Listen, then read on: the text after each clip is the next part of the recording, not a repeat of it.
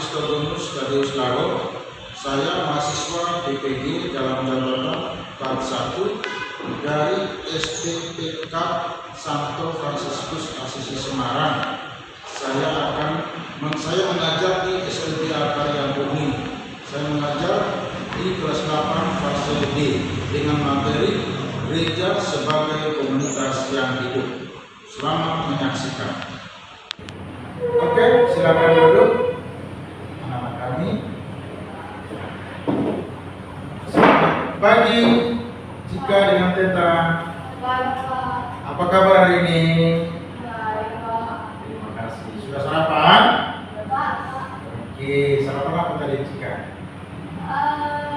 Telur, Pak. Telur. Teta? Memang hobi telur ya? Iya, gitu loh, Pak. Sama juga apa di rumah. Sukanya makan telur. Lucunya selalu setiap pagi selalu kalau dikasih sayur agak sedikit kurang, tapi siang beda. Tapi harus usahakan sayur ya supaya lebih sehat pagi-pagi. Baik, anak-anak kami, hari ini kita akan belajar, kita akan materi yang akan kita pelajari hari ini berkaitan dengan gereja sebagai komunitas yang hidup. Apa tadi? Gereja sebagai komunitas yang hidup. Baik, sebelum kita membahas pembelajaran kita pada hari ini yang bertopik gereja sebagai komunitas yang hidup, kita akan awali dulu dengan bernyanyi lalu pembukaan supaya akan menyertai menuntun pembelajaran kita supaya anak-anak kami bisa memahami dan akhirnya bisa menerapkan apa yang telah kalian pelajari nantinya.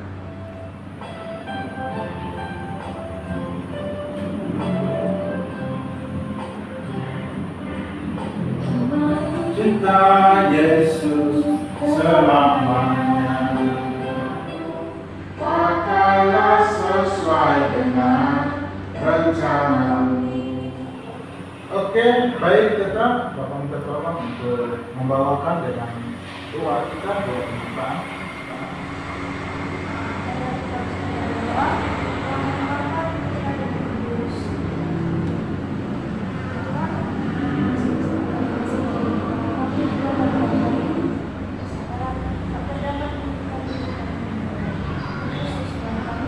Amin. Terima kasih. Oke, baik anak-anak kami. Topik pembelajaran kita tadi seperti yang Bapak katakan, gereja sebagai komunitas yang hidup. Gereja sebagai komunitas dalam pembelajaran ini kita akan melihat bagaimana bahwa gereja itu sangat membantu kita umat beriman untuk bisa menjadi pengikut Kristus yang sejati. Kita akan melihat bagaimana apa pengertian gereja sebagai komunitas yang hidup. Untuk melihat proses pembelajaran kita hari ini, baiklah sedikit Bapak ingin bertanya kepada kedua anak kami, jika apa yang kau ketahui tentang gereja?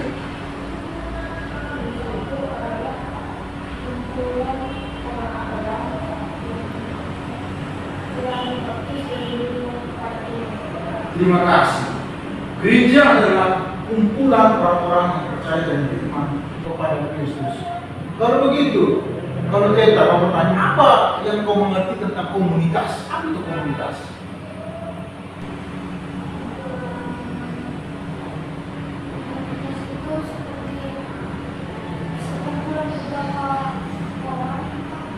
Apa ciri-ciri komunitas?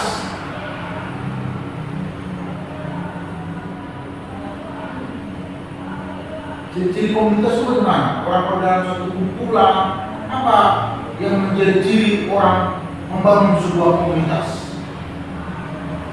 Jika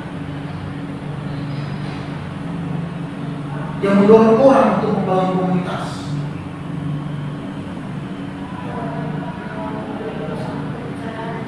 kepercayaan yang sama tadi, kata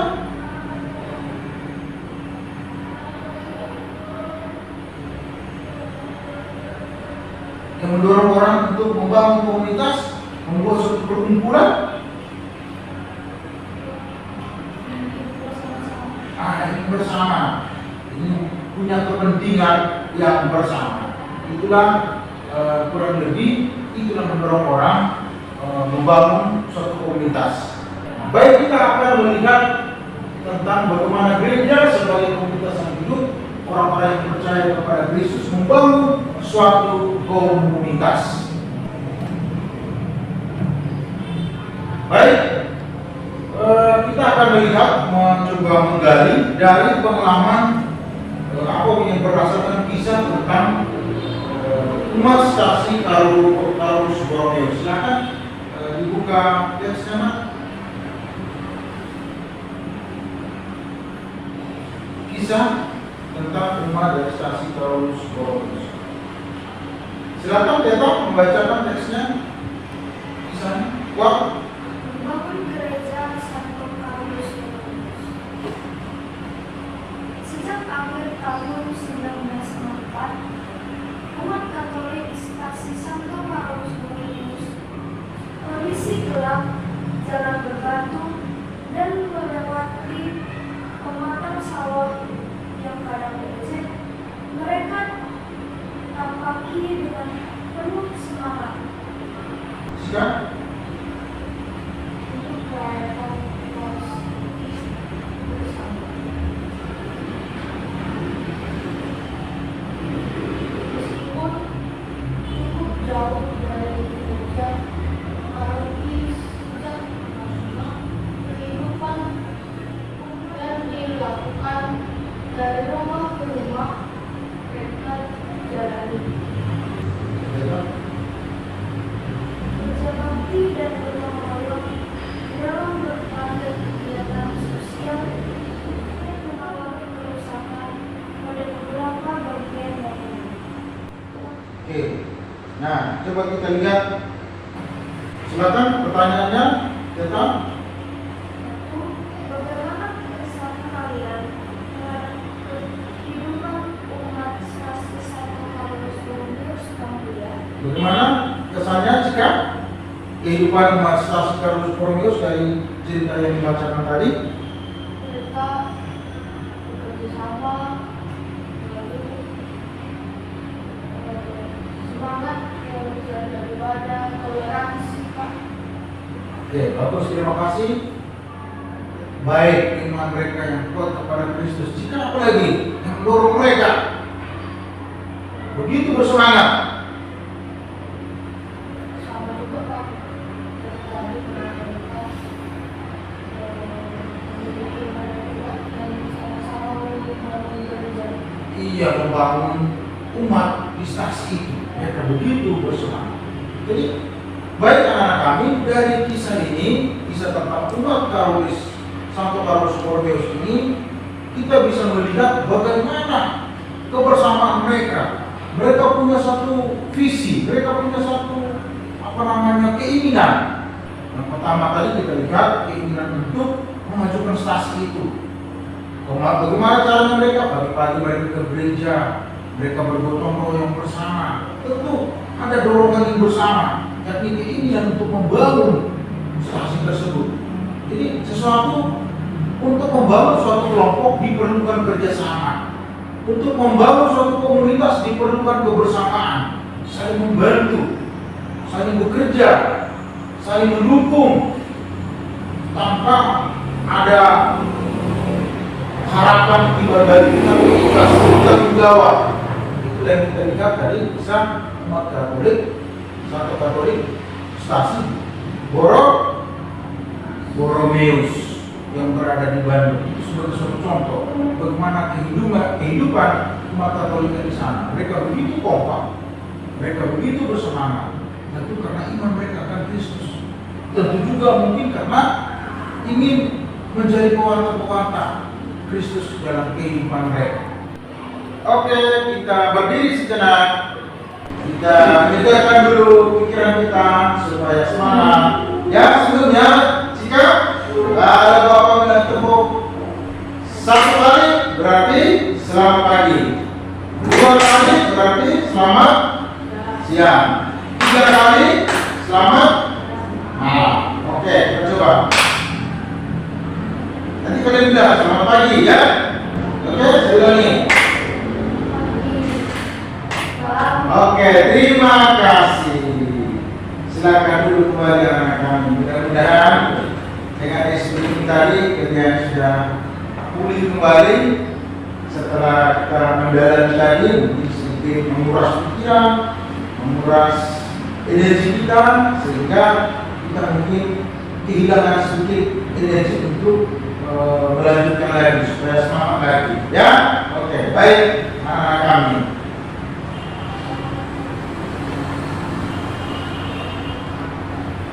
Baik, kita akan melihat pendalaman dari kitab suci. Kita buka teks kitab suci.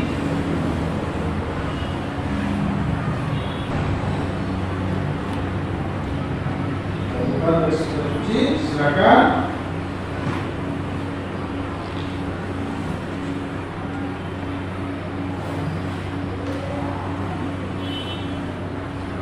Oke, silakan Teta mulai. 1 Korintus 12 ayat 12 sampai 20. Karena sama seperti tubuh itu satu dan anggotanya banyak, dan segala anggota itu semakin banyak merupakan satu tubuh, demikian pula Kristus. Sebab dalam satu roh kita semua, baik orang Yahudi, benarkah ia tidak termasuk tubuh? Ya. Benar berkata, telinga berkata, karena aku bukan kaki, karena aku benarkah aku tidak termasuk tubuh? Jadi, benarkah dia tidak termasuk tubuh? Berkata, semuanya adalah satu anggota. Di manakah tubuh? Memang ada banyak anggota, tetapi hanya satu tubuh. Jadi, maka tidak dapat berkata kepada tangan, aku tidak membutuhkan engkau, dan kepala tidak dapat berkata kepada kaki, aku tidak membutuhkan engkau. Maka justru anggota-anggota tubuh yang tampaknya paling lemah yang paling dibutuhkan, dan kepada anggota-anggota tubuh yang menurut pemahaman kita kurang terhormat, kita berikan penghormatan yang khusus. Dan terhadap anggota-anggota kita yang tidak elok, kita berikan perhatian khusus. Karena itu, tidak dibutuhkan oleh anggota-anggota kita yang elok. Allah telah menyusun tubuh kita begitu lemah, sehingga kepada anggota-anggota yang tidak demikian diberikan penghormatan khusus, supaya jangan terjadi perpecahan dalam tubuh, tetapi supaya anggota yang berbeda itu saling memperhatikan. Karena itu, jika satu anggota menderita, semua anggota turut menderita. Jika satu anggota dinikmati, semua anggota turut bersukacita. Kamu semua adalah tubuh Kristus, dan kamu masing-masing adalah anggota. Oke, baik. Terima kasih. Apa yang diceritakan dalam teks kitab suci yang baru kalian baca kali jika tentang anggota tubuh? Apa tadi digambarkan oleh Paulus tentang anggota tubuh tadi kita? Dalam tubuh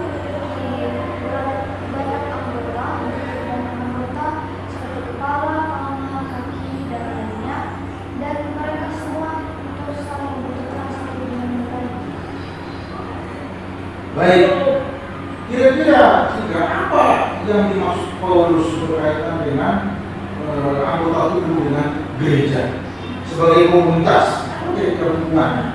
Paulus menggunakan ilustrasi anggota tubuh bahwa kaki, ada tangan, semuanya saling membutuhkan. Apa hubungannya?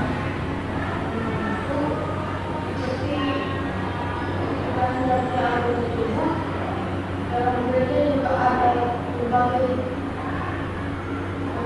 umat yang di sini, misalnya ada petani, dokter, pastor yang saling membutuhkan satu sama lain. Oke, terima kasih jawabannya. Baik sekali, cemerlang. Wah, Paulus mengumpulkan bahwa dalam gereja ini ada berbagai macam profesi, ada berbagai macam anggota, sama seperti tubuh. Kan?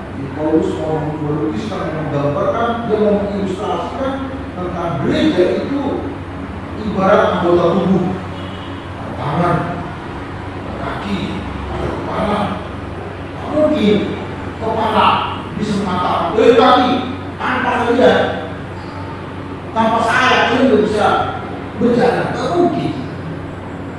Kaki tidak mungkin mengatakan, ini kepala. Tak mungkin kalau kepala bisa tengok tanpa. Semuanya saling membuka, ada kepala, ada kaki, tapi mereka punya peran masing-masing. Kepala, dia dengan perangkat-perangkatnya, ada mata, ada otak kita di sana. Dia berfungsi, punya fungsinya masing-masing untuk berpikir. Nah begitu juga tangan untuk mengambil, untuk melakukan sesuatu. Tapi dia butuh kepala, dia butuh mata supaya dia bisa mengambil, dia butuh mata. Begitu juga kaki, dia membantu tangan untuk berjalan ke satu tempat supaya bisa mengambil sesuatu. Tak mungkin kepala berjalan sendiri, ya kan?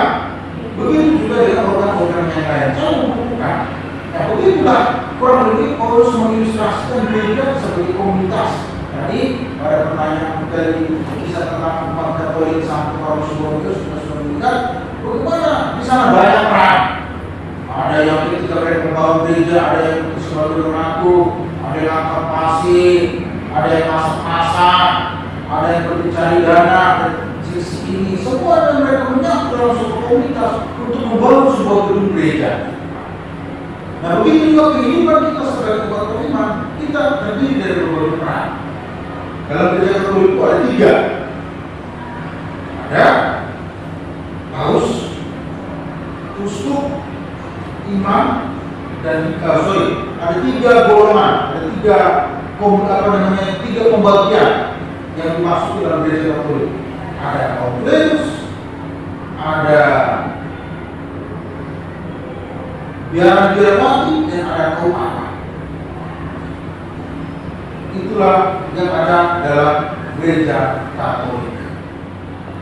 Baik, ini silakan kalian berapa kita. Nah, tadi dalam cerita tentang kisah dan Santo Paulus tadi mengatakan ada macam-macam anggota tubuh saling berhubungan. Nah, kita boleh membayangkan inilah sama seperti sebuah pohon ini. Ada terdiri dari bagian, ada daun, ada rantingnya, ada pokoknya, ada akarnya. Cobalah kita patahkan satu. Nah, kira-kira menurut kita bagaimana kalau sudah dipatahkan itu? Apa yang bakal terjadi dengan ranting yang dipatah itu? Dia akan layu, dia akan mati.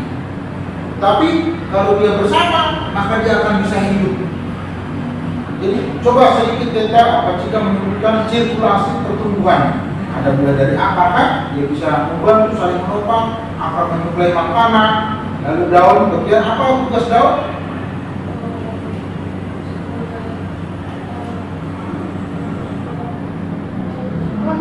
Fotosintesis, kemudian proses pengolahan makanan sehingga hidup. Bahkan ini menopang daun, saya menopang sehingga membentuklah pohon yang kuat yang bisa menghasilkan. Begitu juga kurang lebih kehidupan kita sebagai gereja Katolik sebagai komunitas kurang lebih seperti pohon ini. bahwa saling menopang antara satu dengan yang lain untuk menghasilkan untuk sampai pada suatu tujuan, yakni bagaimana kita membangun gereja sebagai komunitas yang hidup. Jadi bahwa dalam gereja Katolik ada 3 peran yang dijalankan. Ada peran kaum klerus, ada biaran-biarawati, dan ada umat awam. Siapa itu klerus jika yang kamu pahami? Golongan klerus, paus, uskup, imam, dan dia diakon. Sedangkan biaran-biarawati, itu siapa itu biaran-biarawati? Iya, seperti suster, bruder. Nah, lalu ada kaum awam. Kaum awam itu siapa sikap? Iya, masyarakat pada umumnya, umat Katolik yang bekerja dalam kehidupan duniawi sebagai guru, sebagai petani, sebagai pedagang, sebagai politisi, sebagai anggota dewan, dan macam-macam itu kaum awam. Ya. Nah, ketiga ini tidak menggambarkan bahwa ada yang lebih tinggi atau lebih rendah, tetapi ini menunjukkan peran. Ada kaum klerus, mereka memiliki tugas masing-masing sama seperti sebuah anggota tubuh. Mereka ibarat kaki atau tangan. Tugas mereka apa?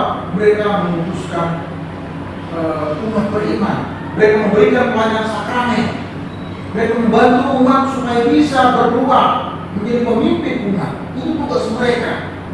Maka mereka ketika ada ibadat, mereka memimpin, ada yang menikah, mereka memberi sakramen, dan mereka memberikan pelayanan sakramen supaya umat menerima rahmat dari Tuhan. Jadi mereka semacam perantara.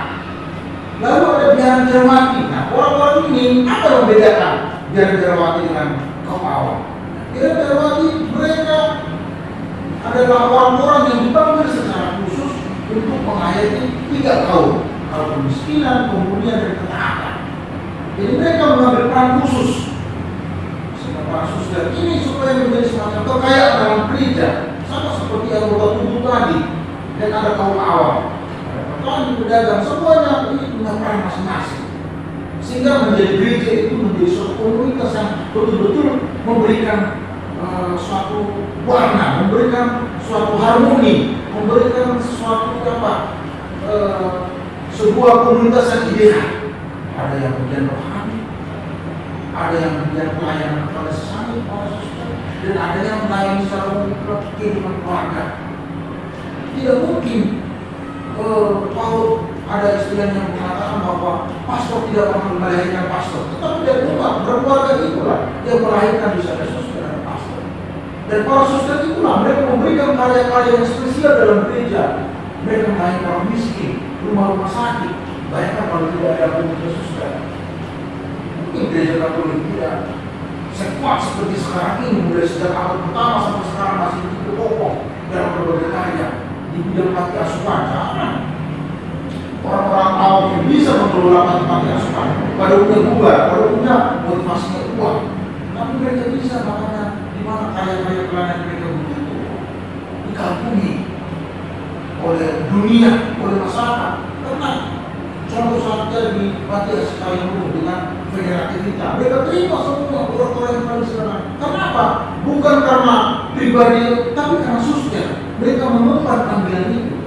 Coba ya, kalau keluar suster itu, belum tentu mereka bisa seperti sekarang bisa melayani orang-orang sekarang. Tapi karena panggilan itu juga, karena ada federativitas itu, mereka bisa menerima si Jojo. Mereka bisa menerima orang-orang yang mungkin tanda petik di dunia, di dalam hidup dunia mereka disingkirkan, tapi mereka terima. Kenapa? Karena ada mereka sudah mengabdikan diri. Sedangkan ada profesi yang lain, kaum awam tadi, mereka memiliki peran. Tidak mungkin gereja komunitas itu bisa hanya para pastor dan suster, tidak mungkin. Tidak akan bisa itu. Harus ada dibantu oleh awam. Makanya sekarang ya, yang menjadi pengurus-pengurus gereja ya kaum awam. Orang-orang yang bekerja dalam berbagai bidang itu, yang memberi mereka misalnya tugasnya bagian asisten. Itu tidak semua dikerjakan oleh para suster. Jadi bila menjadi penopang sehingga gereja menjadi sangat kaya, sangat membantu. Itu ada 3 bagian, 3 peran itu. Sehingga gereja bisa menjadi komunitas yang sungguh-sungguh saling menopang, sama seperti tangan, kaki. Sehingga artinya bisa tubuh ini bisa berjalan, bisa bergerak dengan menghasilkan sesuatu. Jika bisa mencapai sebuah prestasi, ada tubuh, ada tangan, ada kaki, ada otak untuk berpikir. Dan begitu juga gereja. Ya, jadi umat Katolik terdiri atas keterangan bahwa Petrus, kaum awam, orang lembaga yang tidak tahu gerak-gerak ya, itu saya kira yang paling penting. Oke, baik anak-anak, itulah beberapa poin yang bisa Bapak sampaikan berkaitan gereja sebagai komunitas. Jika apa yang bisa kamu tangkap berkaitan dengan gereja sebagai komunitas ini, apa hal yang penting yang bisa kamu pahami dari penjelasan Bapak?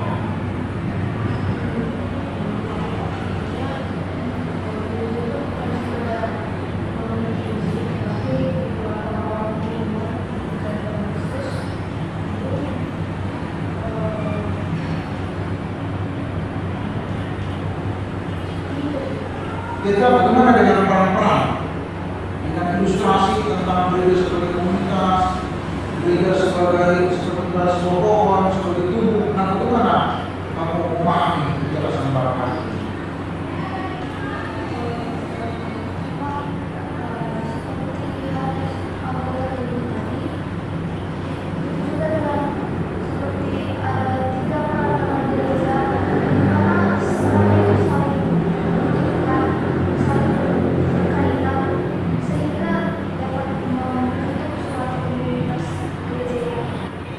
Gereja yang hidup, komunitas yang hidup. Jadi sekali lagi, jika kita, jadi itulah peran sama seperti kita menggapai, kita tidak bisa melepasnya. Kita dalam satu gereja kita harus berperan, ambil peran di sana. Karena tidak bisa tugas pastor, tugas suster, tapi itu tugas bersama supaya gereja menjadi hidup. Harus terlibat semua anggota yang ada di dalamnya. Oke, jadi itu saja pembelajaran kita hari ini.